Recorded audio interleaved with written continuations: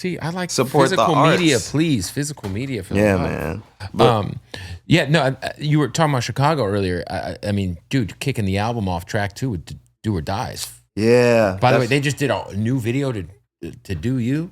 Like, you know what I'm saying? It's a resurgence. So those are the architects of, to me, you know what I'm saying? I don't want to discount anybody, but of the Chicago rap scene. Yeah, it's like And, them, Twista, but Conflict, Twista got put on by Do or Pope Die. Pimp. Yeah, so it's Pope like Pimpin', yeah. So it's like we come from this musical lineage of like of a certain artistry and style and like pimping and like understanding of just fly shit in Chicago. For sure. 100%. That like, you know, you get like flares of that in other places, but that's like a deep part of Chicago. And when I was making the song Ride, like, it's so funny, like there's certain songs on the album that I've heard people say like, this is my easy listen, this is my like, you know, this is just when you fucking around. It's like those be the deepest ones. Like when you go back through and you listen to like what's what being you're said, saying, yeah. It's like, oh, well, even on the record, what's the record you have with the chief dude? Oh, where yeah. you say Baby fuck, Chief where you do got it? the fuck ice line. Yeah. It's like that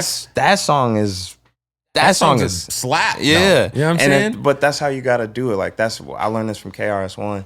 He said it's hip and it's hop. And the hip, you gotta be hip. You gotta be intelligent. You gotta Right. be educated. But the hop, the movement, you gotta keep the movement going. If people can't move to it, at least bob their head hard, at least something.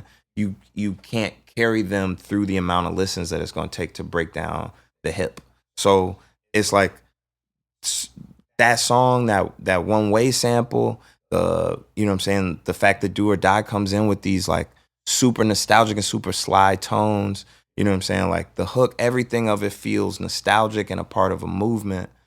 And then, you know what I'm saying, I'm able to be lyrically, you know, to say whatever I want to say. And then the same thing for the record with Baby Chief. Like that's probably my most radical song on the album, I would say. Like it's politically, probably. I mean, it's one of them. I think they're all politically radical. Yeah, I feel that way too. This is a very conscious album. Yeah, and this is a political. And I've been saying this on the pod.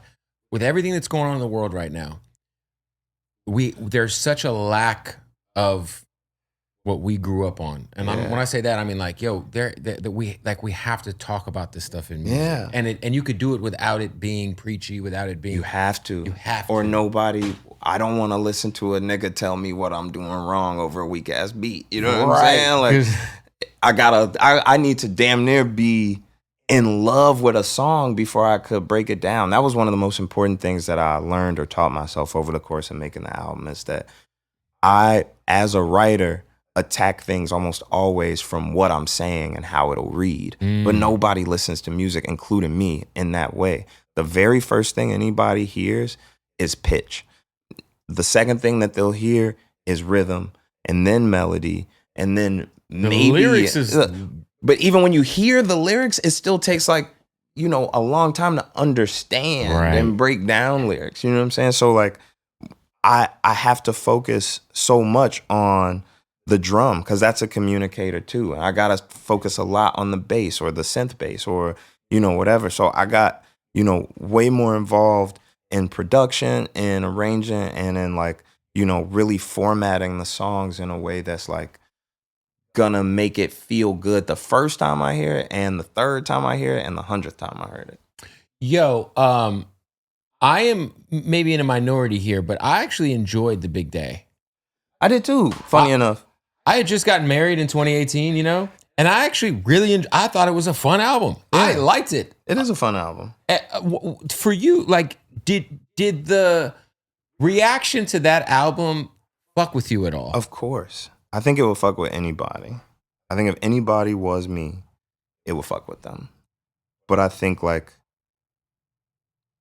what really saved me in a lot of ways was like finding other creative outputs. So like film became like a thing that I got really, really deep into. So I kind of like,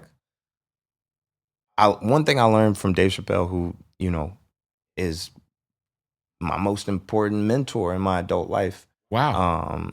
Yeah, like he's been there for everything and like really like loves me. You know what I'm saying? Like, and I love him too. And I love his whole family. And one of the most important things he taught me, like, this is maybe like a week or two after the big day came out, or maybe this is like the next month. And I was like going through it, and I came to Ohio to do this show with him, and I was asking him about like how he went through certain things and like what what his advice was, and he gave me a bunch of good advice. But one of the things that he was saying, I'm about to butcher it, but like he made this metaphor about being on the basketball court, and you know what I'm saying, everybody's using your ball, and then they start dissing the way that you play or the way that you want to set the rules, but it's your ball.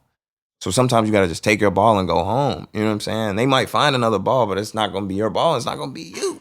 So when you're ready, you come back to the court and you set the playing field, and when they figure out the need, you show up as your exact same self with no concessions. And like I really took that to heart, and I started, just like creating in my own space and learning about, and I had a whole lot of things to figure out too. Like a lot of things was going against me at that time. But like the thing that really, I really dove deep into and that brought me back to music was watching, film essays and learning about how to use a camera and how to, learning specifically direction and cinematography. And that made me shoot the video for The Heart and the Tongue, which gave me my visual language, like putting the text on the screen, just contextualizing how I want to be seen. Imagine like everybody else is memifying and trying to define, and it's not everybody too. I want you to look up dead internet theory. Okay.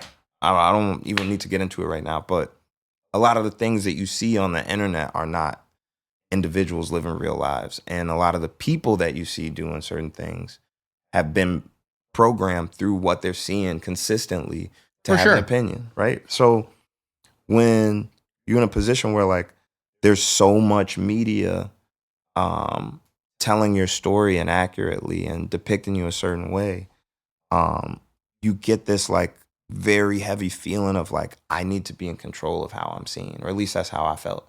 And, like you want to control your own narrative. Yeah, and just like as an artist, I think I'm beautiful. Right. By the way, I think you kicked off that Pretty record.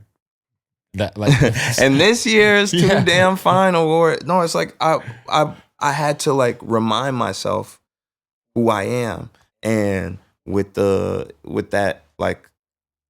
time that I spent focusing on how to really frame myself up in a video and how I wanted to be seen, and thinking about myself more as a narrator than the star, making my words the star, and focusing on every video. You gotta see what I'm saying, so no one can misinterpret me, misquote me, or misunderstand me. And now you got 17 of those. Like, what do you do with that?